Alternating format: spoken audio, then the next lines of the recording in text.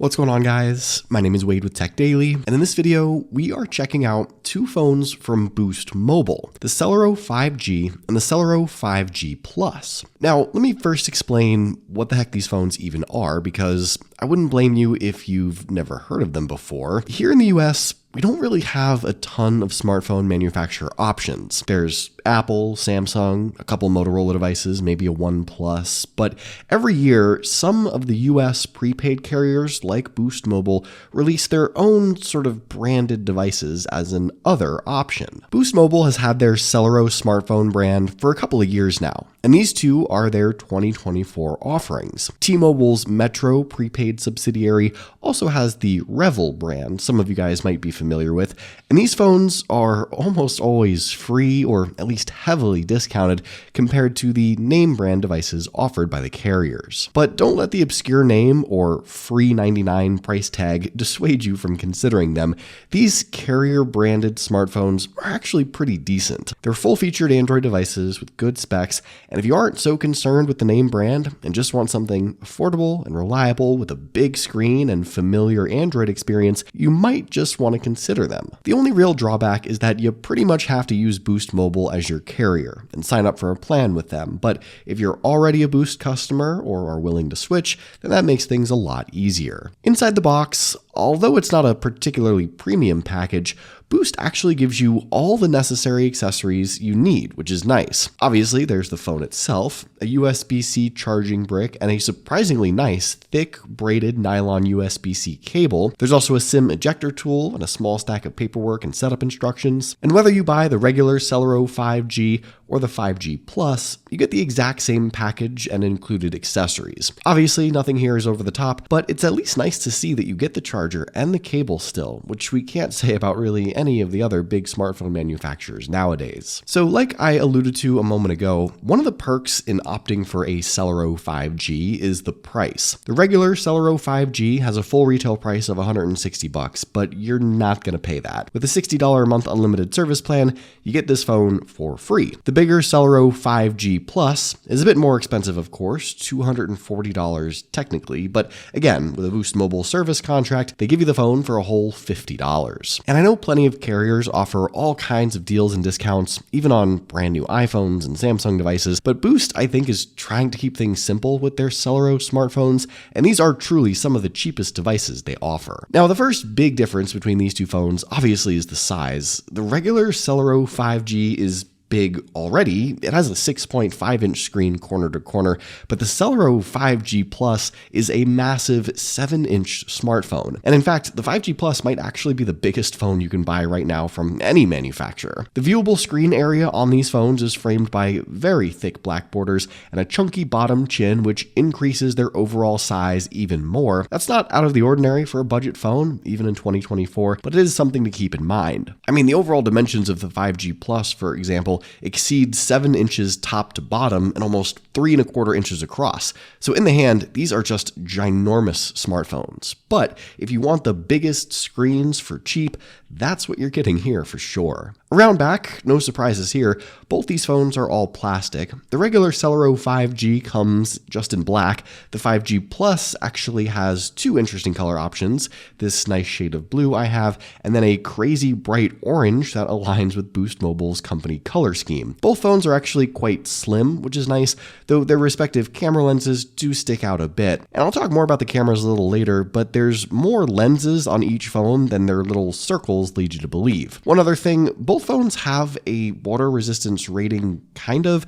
The regular Celero5G is IPX2 drip resistant, and the 5G Plus has an IPX8 rating. So not totally waterproof, but a splash shouldn't kill these phones. Taking a look around at everything else, on the left side, these phones have a dedicated SIM card slot and micro SD card support. The regular Celero comes with 128 gigabytes of onboard storage. The 5G Plus has 256 gigabytes, so you get double the storage going with the Plus, another difference if you're keeping a tally, but both phones can have up to a 1 terabyte SD card popped inside for pretty cheap, which is super convenient. And to be honest, even though these are carrier-specific phones, aside from one or two Boost Mobile mobile apps, there's not much bloatware or junk on them out of the box. On the right side, both phones have the same volume and power buttons. The power button doubles as your fingerprint sensor for unlocking, and both phones offer face unlock as a second option as well. There's nothing really at the top of the phones. At the bottom, the headphone jack is still there, alongside the USB-C port for charging and a single speaker setup. The earpiece up top above the selfie cameras, unfortunately, is just an earpiece, no dual speakers here.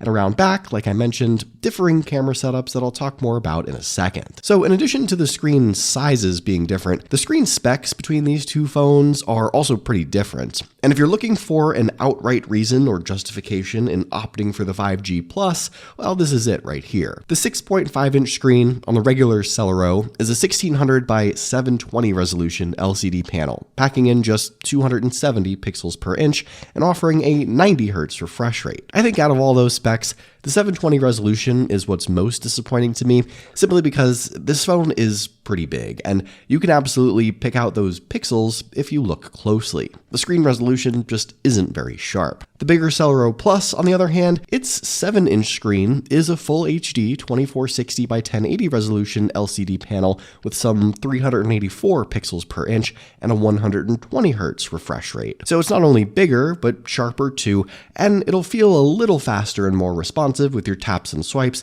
when you enable the 120 Hz refresh rate mode. Now, arguably, these are still very budget displays. The LCD panels aren't particularly bright, but actually aren't the worst I've seen when it comes to dimness and glare. They're a little more colorful than I would have expected. I don't know that the regular Celero here offers much in overall value when it comes to the display besides its size. I mean, the price point here is, well, free, so I guess for a free phone, it's fine, but I do think the Celero5G Plus offers enough with its display that it is worth considering. These are budget phones after all, so you have to keep that in mind, but the Plus to me maybe even hits a little higher than its price point or positioning, and I think if screen quality, along with a just massive size, is most important to you, it's worth jumping to the Celero Plus. The speakers on both these phones are just the single bottom one there, no dual or secondary speakers unfortunately, but the out loud listening experience isn't terrible. To me, they sound exactly the same, but here's a sample from each so you can decide for yourself.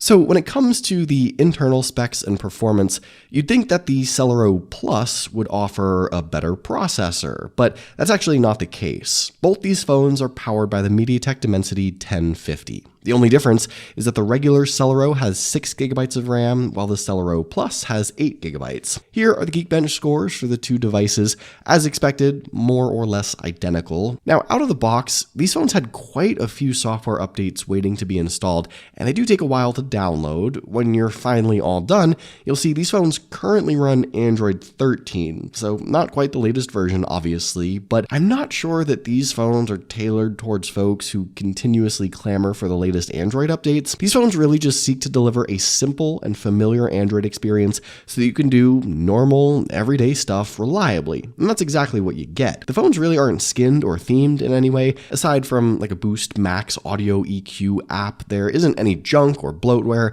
It's a super clean and minimal OS from top to bottom. And with the MediaTek processor inside, I think these phones perform quite nicely. I mean, the processor inside these phones was used in a couple mid-range Samsung devices and the Motorola Edge in 2022, so overall, it's a solid chipset, and I think these phones perform better than you might expect. I'm pleasantly surprised by the overall Android experience and general snappiness of the UI, and I think these phones fall outside the realm of the low expectations people tend to have with these free or budget prepaid devices. Also powering these phones is a decent-sized battery, which oddly enough is the same in both. A 5,000 mAh capacity with 20-watt wired fast charging, and for the Celero Plus, you also get 15-watt wireless charging, which is a feature you almost never see on a cheap device. On the one hand, 5,000 mAh batteries are great, and considering how simple and basic these phones are, they'll easily get you through the day without having to plug in. But these phones are also massive. They have a huge form factor and big displays displays that could take up some of that battery usage,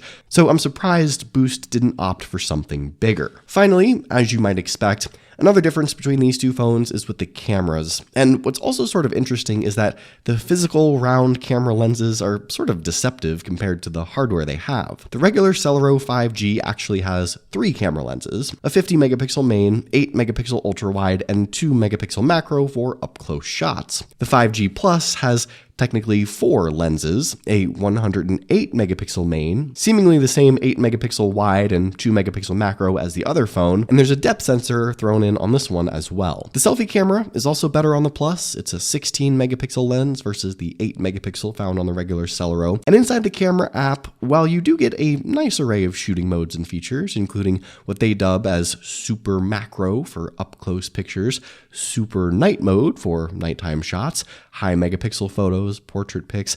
There's no 4K video recording. There's some gimmicky stuff like the beauty filter, which is kind of a waste of space.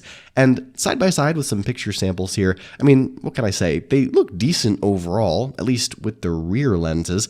Can't complain necessarily. The bar for budget phone cameras is way higher than it used to be, but still far below the flagship phones. But the selfie camera on the regular Celero is really odd. It's very orangey, very blurry. It almost looks broken or really subpar, so that was unexpected, but I'm not sure you're buying either of these phones specifically for the cameras.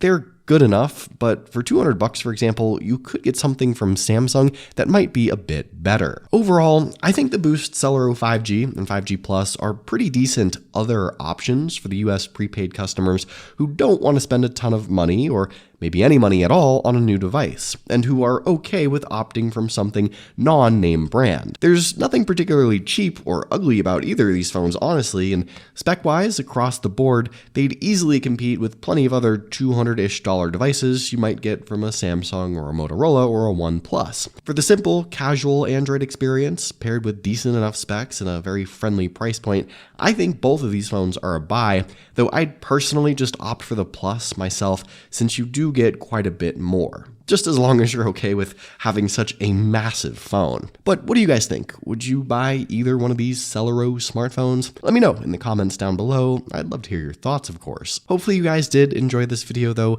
Be sure to follow TechDaily on Twitter and subscribe to the TechDaily YouTube channel if you haven't already, and I'll see you guys later.